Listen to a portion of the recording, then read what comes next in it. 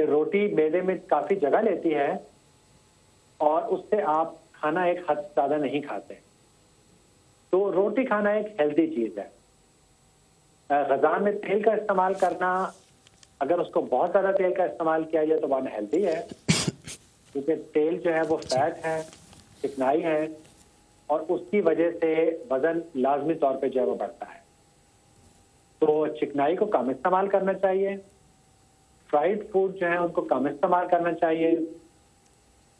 रोटी जो है वो बहुत अच्छी है खाने के लिए और हमारे ग़िज़ा में रोटी ऑलमोस्ट हमेशा रोटी या चावल हमेशा होते हैं, जी जी। तो उनका इस्तेमाल ज़्यादा करना चाहिए। और तो ओवर ईटिंग, भूख रख के अगर आप खाएंगे तो वो उससे कोई प्रॉब्लम नहीं होगा। तो जनरली हमारी ग़िज़ाएँ बहुत ज़्यादा अनहेल्दी नहीं होती। जी जी। ओवर ईटिंग और ज़्यादा खाने की वजह से वज़न बढ़ता है। डॉक्टर साहब, अगर थोड़ा थोड़ा खाया जाए थ्रू आउट द डे, तो उसके बारे में क्या ख्याल है? वो भी थोड़ा थोड़ा खाना भी ठीक है। सब्जियों का और फलों का इस्तेमाल जो है वो बहुत ज़रूरी है, क्योंकि सब्जियां और फल जो हैं उनमें बहुत ज़्यादा कैलोरीज नहीं होती और वो पेट भी जल्दी भर देते हैं। यानी फीलिंग आती है कि अब मैंने खा लिया, मेरा पेट भर गया, अब मुझे ज़्यादा खाने की ज़रूरत नहीं है। तो जब दिन में स्नैक्स लिए जाएं तो उसमें फल या सब्जी अगर शामिल हो वो बहुत ही अच्छा है। तो बल्कि जब हम लोगों से इंटरव्यू करते हैं या बात करते हैं जो ओवरवेट होते हैं, तो 3 किस्म के लोग जो हैं वो मिलते हैं। एक वो होती हैं जो आमतौर पर ख़वातीन होती हैं घर में, जी जी। जिनका वज़न बढ़ जाता है और उनका वज़न बढ़ने की वजह ये होती है कि वो चूँकि घर में होती हैं, सारा वक़्त किचन में होती हैं, तो वो थोड़ा-थोड़ा खाती रहती हैं, लेकिन ये नहीं पता चलता कि उनका खाना जो है वो एक मुकर्ररा लिमिट से ज़्यादा हो गया। तो जब हम उन ख़वातीन से बात करते हैं, तो वो ख़वातीन ये कहती हैं कि वो खाने के वक़्त बहुत ज़्यादा नहीं खाती, फिर भी वज़न बढ़ जाता है। उसकी वजह यही होती है कि किचन में बहुत टेम्प्टिंग होता है कि खाने को खाया जाए। फिर बहुत सारे ख़वातीन, चूँकि हमारे मज़हब में है कि खाने को ज़ाया नहीं करना चाहिए, जी जी। तो अगर बच्चों ने कुछ बचा दिया तो वो उसको खा लेती हैं ख़त्म करने के लिए कि खाना ज़ाया ना हो, लेकिन अनफॉर्चुनेटली उससे उनका अपना वज़न जो है वो बढ़ जाता है। तो एक वो लोग होते हैं जिनको हम ग्रेजर्स कहते हैं, यानी वो सारा दिन थोड़ा-थोड़ा खाते रहते हैं, लेकिन वो उस लिमिट से ज़्यादा खा लेते हैं जितना उन्हें खाना चाहिए। अच्छा। कुछ लोग होते हैं उनका स्वीट टूथ होता है कि वो मीठी चीज़ें बहुत ज़्यादा खाते हैं, तो वो बेशक ज़्यादा नहीं खाते लेकिन गलत टाइप की चीज़ें वो खा लेते हैं। यानी जिसमें वो चॉकलेट्स के बहुत शौकीन होते हैं, मीठी चीज़ों के बहुत शौकीन होते हैं, मीठा बहुत खाते हैं, तो उससे उनका वज़न जो है बढ़ जाता है। और तीसरी किस्म के लोग वो होते हैं जो एक्चुअली ओवर ईटिंग करते हैं, जो बहुत ज़्यादा क्वांटिटी में खाते हैं। अच्छा। उनको हम बिंज ईटर्स कहते हैं कि जब उनके साथ खाना आता है तो वो मिकदार उनके खाने की बहुत ज़्यादा होती है। ठीक। तो 3 किस्म के हमें लोग मिलते हैं। जब हम लोगों से इंटरव्यू करते हैं तो मोस्टली लोग ये कहते हैं कि नहीं, हम बहुत ज़्यादा नहीं खाते। तो हम उनको फूड डायरी रखने को कहते हैं कि वो एक डायरी रखें 1 महीने तक, जो भी खाएं उस डायरी में लिख लें, फिर 1 महीने के बाद डायरी वापस हमारे पास लेके आए। उस वक़्त लोगों को इंतज़ार होता है कि, और वो सरप्राइज़ होते हैं कि ये कितना ज़्यादा उन्होंने ड्यूरिंग द डे खाया। सही। और वो डिफरेंट पैटर्न्स होते हैं। पैटर्न वो भी हो सकता है कि आप थोड़ा-थोड़ा पूरा दिन में खा रहे हैं, एक ही वक़्त में बहुत ज़्यादा खा रहे हैं, या आप गलत टाइप का मील खा रहे हैं या गलत टाइप का फूड खा रहे हैं। तो फूड डायरी रखना जो है बहुत इम्पोर्टेंट है। जी जी। कि फूड डायरी के साथ देखा जाए कि वज़न जो है वो कंट्रोल करने के लिए फूड डायरी बहुत इम्पोर्टेंट है। तो फूड डायरी अगर आप अपने डॉक्टर को दिखाएंगे, वो एडवाइस कर सकेगा कि कौन से खाने हेल्दी थे, कौन से खाने हेल्दी नहीं थे, उनको किस तरह चेंज किया जाए और वज़न कम करने के एडवाइस वो ज़्यादा बेहतर तरीके से दे सकें। डॉक्टर साहब, आप कितने यानी जो मील्स होते हैं वो रेकमेंड करेंगे दिन में? 4 होने चाहिए ये या 6 होने चाहिए? थोड़े छोटे छोटे पोर्शंस?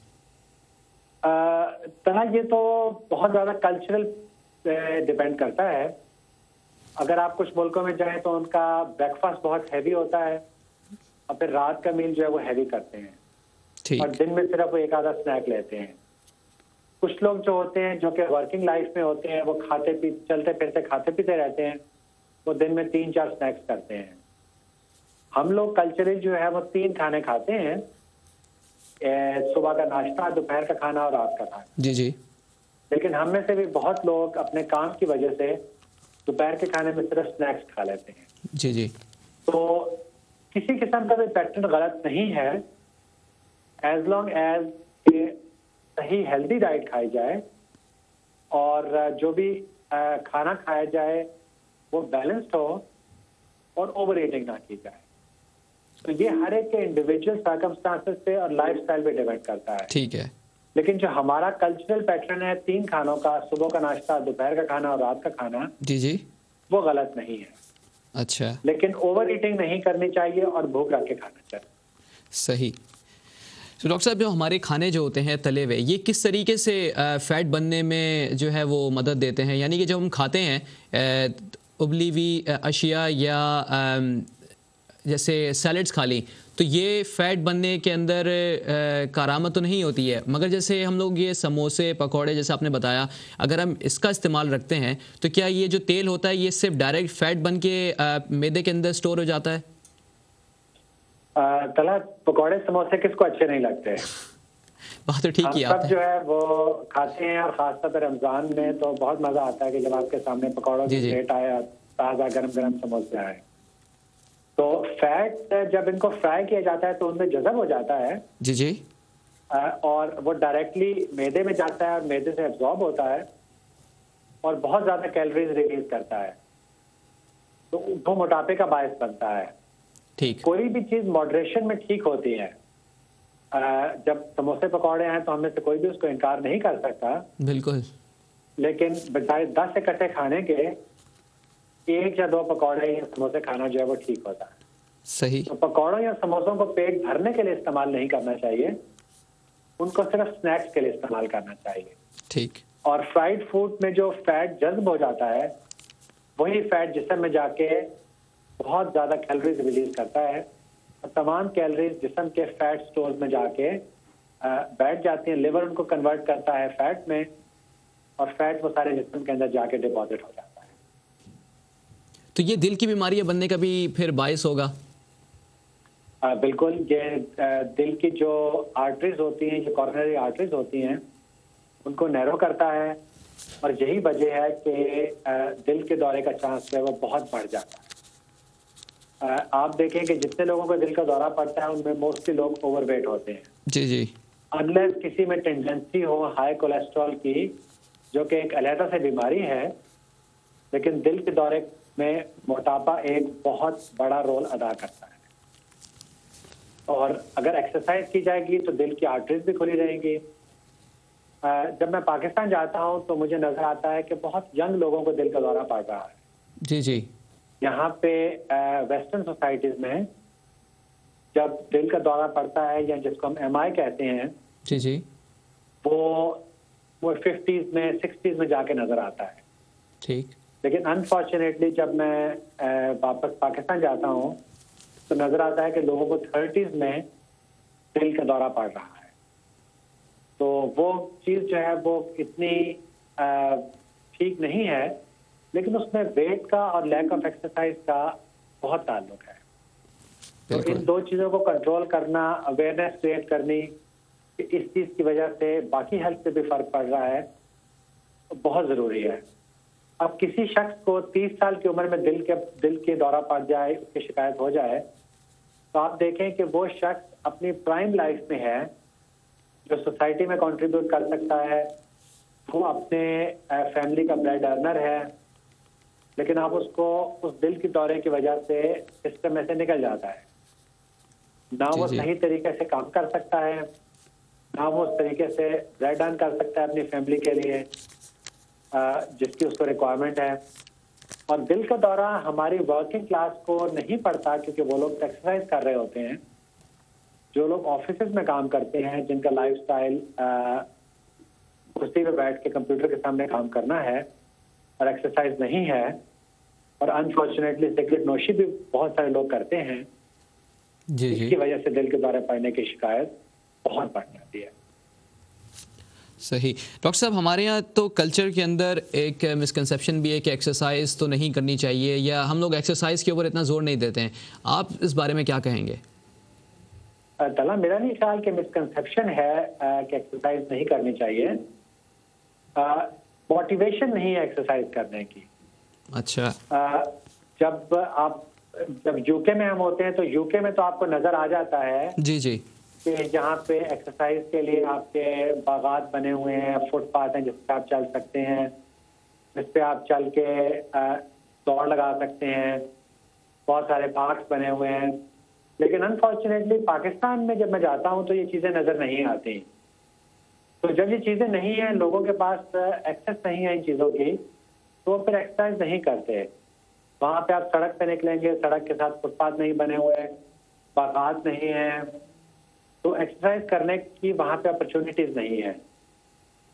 तो हम उसको कल्चरल चीज समझते हैं, लेकिन मेरा ख्याल है कि ये चीज ज्यादा लैक ऑफ रिसोर्सेज है। बिल्कुल, ये भी हो सकता है। यहाँ पे मैं बहुत सारे लोगों को जानता हूँ जो कि जिनका इंडियन बैकग्राउंड है, पाकिस्तानी बैकग्राउंड है, बहुत एक्टिवली एक्सरसाइज करते हैं और बहुत फिट हैं। लेकिन यहाँ पे आपको जिम्नेजियम्स मिल जाएंगे, आउटडोर एक्सरसाइज की जगह मिल जाएंगी। किसी ने सिर्फ वॉक ही करनी है तो हर शहर के अंदर फुटपाथ मौजूद हैं। तो हमारे बुजुर्ग भी यहाँ पे बाहर निकलते हैं, वॉक करते हैं। और मेरे अपने वालिद साहब जो हैं वो कई मील वॉक करते हैं जब यहाँ पे आते हैं और फिट रहने की कोशिश करते हैं। तो लैक ऑफ रिसोर्सेज की वजह से अनफॉर्चुनेटली लोग एक्सरसाइज नहीं करते। और वेस्टर्न खाना अब हमारे मुल्कों में मौजूद है जो मोटापे का बायस बनता है। एक्सरसाइज जो है वो लोग नहीं करते। जब लोग इंडोर रहते हैं तो सिगरेट नोशी वगैरह भी करते हैं, तो उसकी वजह से पूरे नेशन की हेल्थ जो है वो मुतासर हो रही है। डॉक्टर साहब, थोड़ा सा सिम्टम्स के बारे में बात कर लेते हैं कि एक तो ओवरवेट होना और एक एक्सट्रीमली ओवरवेट होना, इसके क्या सिम्टम्स होते हैं? दोनों के अंदर क्या फ़र्क है? सिम्टम्स तो आपको नजर आ जाएगा कि कोई भी आदमी जो ओवरवेट है उसका वजन ज़्यादा है। और हम जिस तरह मैंने पहले जिक्र किया था प्रोग्राम के पहले हिस्से में कि BMI अगर 25 से 30 तक है तो हम उसको ओवरवेट कहते हैं। जी जी। 30 से 35 तक जो है वो ओबीस है, और 35 से ऊपर जो है हम उसको मॉर्बिडली ओबीस कहते हैं। जी जी।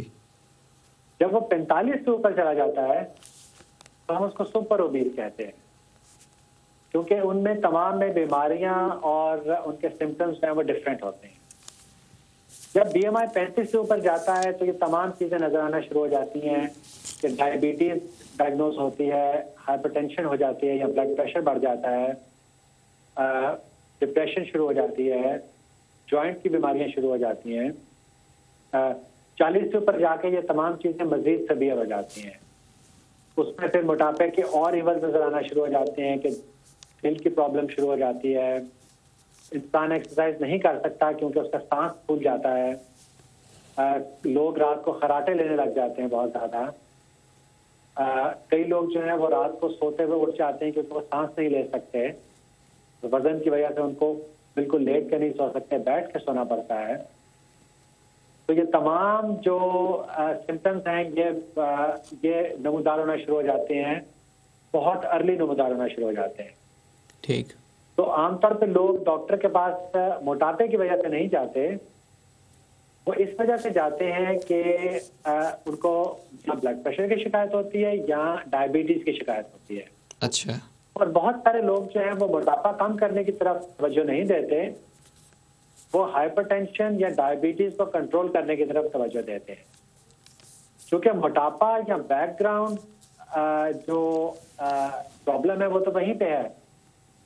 वो सारी उम्र डॉक्टर के पास इन शिकायत के साथ जाते रहते हैं और मोटापा कंट्रोल नहीं होता तो ये सिम्टम्स भी कंट्रोल नहीं होते। और फिर इतने एक्सट्रीम पे लोग पहुंच जाते हैं कि वो हाउस बाउंड हो जाते हैं, घर से नहीं निकल सकते हैं। फिर कई लोग शर्मिंदा होते हैं कि हम इस मोटापे के साथ कहाँ जाएंगे, वो बाहर नहीं निकलते। और ये चीज़ से मोटापा बढ़ता है, कम नहीं होता। ठीक है। और लेकिन जब BMI 40 से ऊपर चल जाता है तो उन लोगों के लिए एक्सरसाइज करना भी बहुत मुश्किल होता है। और ये वो वक्त है जब सर्जरी की बात की जाती है, सीरियसली सर्जरी कंसिडर की जाती है, जी जी। क्योंकि वो लोग का चंद कदम चल के ही सांस फूल जाता है और उनके लिए बहुत मुश्किल होता है किसी किस्म की एक्सरसाइज का, और उन लोगों को सीरियसली हेल्प की जरूरत होती है। और ये मैंने देखा है कि वो लोग वाकई ही डिप्रेस इस वजह से होते हैं कि ना उनका मोटापा कम हो रहा होता है, सेल्फ इमेज का प्रॉब्लम होता है, और मोटापा जो इनिशियली कंट्रोल करना, हमारा जो नेशनल ड्रेस है वो शलवार कमीज है। बिल्कुल। तो शलवार कमीज में आपने हर दफा जब उसको आजाद बंद को बंद करना है तो ये नहीं पता चलता कि आपकी कमर का साइज कितना होता जा रहा है। बिल्कुल बिल्कुल। जो वेस्टर्न लिबास है पतलून में, उसको पता चल जाता है कि हाँ मेरी पतलून तंग हो गई, मुझे नई पतलून की जरूरत है, तो ये चीज पकड़ी जाती है। लेकिन अनफॉर्चुनेटली शलवार कमीज में ये चीज का पता नहीं चलता जी। और चूंकि वो खुला लिबास है तो मोटापा छुप भी जाता है जब तक वो कंट्रोल से बाहर ना हो जाए। ठीक है डॉक्टर साहब, थोड़ा सा सर्जरी के बारे में बात करते हैं। सर्जरी क्या होती है? सर्जरी तो जो हमने मोटापे की बात की, एक बड़ा सादा सा प्रिंसिपल है कि जब आप खाना खाते हैं तो खाना आपके मैदे में जाता है। जी जी। जब मैदा फुल हो जाता है या भर जाता है तो ब्रेन को सिग्नल जाता है कि मैदा फुल हो गया, अब मजीद मैं खाना नहीं खा सकता। जब इंसान ओवरवेट हो जाता है तो मैदे का साइज बढ़ जाता है या मैदा स्ट्रेच हो जाता है, तो ज्यादा खाने की जरूरत पड़ती है। और ज्यादा खाने के बाद जब मैदा स्ट्रेच होता है या फुल होता है तो वो सिग्नल ब्रेन को जाता है कि बस अब मेरा पेट भर गया, अब मुझे और खाने की जरूरत नहीं है। तो सर्जरी में हम ये करते हैं कि मैदे का साइज छोटा कर देते हैं। अच्छा। एक ऑपरेशन होता है जिसको गैस्ट्रिक बैंडिंग कहते हैं। उसमें एक बैंड मैदे के इर्द गिर्द लगा दिया जाता है, बिल्कुल ऊपर वाले हिस्से में। जो ही थोड़ा सा खाएं तो ये लगे, मैदा ये ब्रेन को सिग्नल दे कि हाँ बस मैंने खा लिया बहुत, पेट ये मैं भर गया हूँ, अब मजीद ना खाऊं।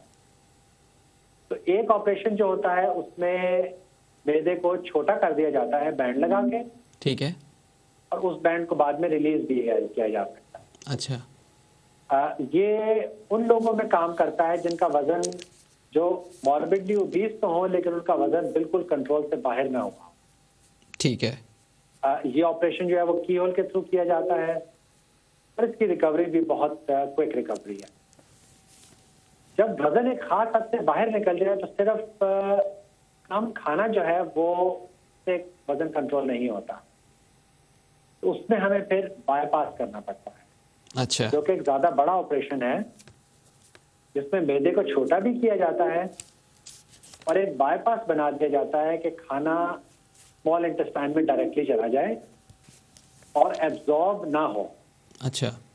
तो उसमें जिसको हम कहते हैं कि रिस्ट्रिक्शन और मैल एब्जॉर्प्शन दोनों चीजें क्रिएट की जाती हैं। ठीक। तो उसकी कॉम्बिनेशन से जो है वो वजन कम होना शुरू होता है। अच्छा। और उससे वजन almost back to normal limit आ जाता है। लेकिन ये दोनों ऑपरेशन सिर्फ हाईली स्पेशलाइज्ड सेंटर में किए जाते हैं। हर हॉस्पिटल जब ऑपरेशन ऑफर नहीं करता, और एनएचएस ने भी एक क्राइटेरिया बना दिया है कि जब तक बीएमआई 40 से ऊपर ना हो, इन ऑपरेशन को एनएचएस में ऑफर नहीं किया जाता। अच्छा। क्योंकि इस वक्त कम्युनिटी में बहुत सारे लोग ओवरवेट हैं। वो ओवरवेट लोग जो हैं, अगर वो तमाम के तमाम एनएचएस पे आ जाएंगे तो एनएचएस का आधा बजट जो है वो उनके ऊपर लग जाएगा। जी बिल्कुल। तो ये रिसोर्सेज की वजह से उन लोगों को सिर्फ ये सर्जरी ऑफर की जाती है जिनको तमाम के तमाम सिम्टम्स मोटापे के जो है वो हो रहे हो। उन तमाम सिम्टम्स की वजह से उनके सेहत पे सीरियस इफेक्ट पड़ रहा हो और वो उस स्टेज पे हो जहाँ पे वो डाइट से या एक्सरसाइज से ठीक है अपना मोटापा कंट्रोल नहीं कर सकते। डॉक्टर साहब, जो 40 से नीचे होते हैं वो तो डाइट और एक्सरसाइज से कम कर सकते हैं, मगर क्या उनको ओबेसिटी की ट्रीटमेंट लेने की भी एक्स्ट्रा ज़रूरत है? दवाइयाँ या कोई इंजेक्शंस, कोई आप चीज़ रिकमेंड करते हैं? कला इंजेक्शन तो कोई अवेलेबल नहीं, लेकिन जो मैंने मेडिसिन बताई थी वो ज़रूर अवेलेबल है। जी जी। अगर किसी का BMI 35 से 40 के दरमियान है और उसको मोटापे के कोई जो मजीद बीमारियां हैं, ब्लड प्रेशर या डायबिटीज या डिप्रेशन नहीं है, तो वो तो दवाइयां लेके वेट कम करने की कोशिश कर सकता है। उस सूरत में सर्जरी नहीं करनी चाहिए। लेकिन अगर किसी को BMI 35 और 40 के दरमियान ब्लड प्रेशर है या डायबिटीज है, तो उन लोगों को सर्जरी सीरियसली कंसिडर करनी चाहिए, क्योंकि जो ही वजन जो है वो नॉर्मल लिमिट्स में आता है, डायबिटीज गायब हो जाती है और किसी किस्म की शुगर कंट्रोल की जरूरत नहीं रहती। अच्छा। और मोस्टली लोगों में ब्लड प्रेशर ही जो है वो कंट्रोल में आ जाता है। और एक दफा जब वजन कम आ जाए तो नॉर्मल वेलबींग का एहसास भी होता है, एक्सरसाइज करना भी आसान हो जाता है और लोगों की लाइफ बिल्कुल चेंज हो जाती है। बिल्कुल। डॉक्टर साहब, अगर ये जो आप सर्जरी करते हैं, की होल सर्जरी, इसके बाद पेशेंट कितनी जल्दी वापसी घर जा सकता है? तलक ये मोटापे की सर्जरी होती तो की होल ही है जी जी, लेकिन फिर भी ये एक सर्जरी है और एक ये मेजर सर्जरी है। जी जी। इसको हम उसी तरह ही लेते हैं जिस तरह हम किसी भी मेजर सर्जरी को लेते हैं। अच्छा। और जिसको भी हम सर्जरी रिकमेंड करते हैं उसको हम ये नहीं करते कि एक दफा देखा और कि अगले दिन वो ऑपरेशन के लिए आ जाए। ठीक है। उसको हम ये करते हैं कि पहले पूरा असेस किया जाता है, ये भी देखा जाता है कि पेशेंट में कितनी मोटिवेशन है, जब एक दफा वजन कम हो जाएगा उसको वो मेंटेन कर सकेगा। उनके साइकोलॉजिकल एग्जामिनेशन होते हैं, साइकोलॉजिस्ट जो हैं वो पूरा उनसे इंटरव्यू करते हैं, उनका डाइटिशियन से जो है वो पूरा इंटरव्यू होता है। पूरी असेसमेंट के बाद जब ये समझा जाए कि ये जो मरीज है ये तमाम क्राइटेरिया पूरी करता है, तब उसको सर्जरी रिकमेंड की जाती है। अच्छा। क्योंकि ये बेशक ऊपर न लगे कि बहुत बड़ी सर्जरी है, लेकिन ये एक मेजर ऑपरेशन है। अच्छा। इस ऑपरेशन के बाद आमतौर पे मरीज 2 दिन में घर चला जाता है और तकरीबन 3 से 4 दिन के बाद वो नॉर्मल डाइट खाना शुरू कर देता है। ठीक है। लेकिन उसके रिजल्ट नजर आना शुरू होते हैं चंद हफ्तों के बाद। अच्छा। जब मरीज उतना नहीं खाता जितना वो पहले खा सकता था और जो वो खाता है वो पूरी तरह एब्जॉर्ब नहीं होता, ठीक है, तो चंद हफ्तों के बाद नजर आना शुरू होता है कि ग्रेजुअली वजन कम होना शुरू हुआ है। ठीक है। जब वजन कम होता है तो फिर उसके बाद लोगों को बहुत जल्दी जल्दी अपने कपड़े तब्दील करने पड़ते हैं, क्योंकि उनके कपड़े जो हैं वो बड़े हो जाते हैं साइज के लिए। वो जब फॉलो अप करते हैं तो दोबारा एक्सरसाइज करना शुरू कर देते हैं। लेकिन कई लोगों में वजन ड्रॉप जो है वो बहुत तेज होता है, तो उनमें एक्स्ट्रा स्किन जो है वो लटक जाती है। जो यंग लोग होते हैं उसमें स्किन तो वापस अपने साइज पे चली जाती है। डॉक्टर साहब मैं आपको यहाँ पे इंटरप्ट करूंगा, हम इस बात को कैरी ऑन करेंगे इंशाल्लाह एक ब्रेक के बाद। ब्रेक का टाइम हो गया, एक ब्रेक ले लेते हैं।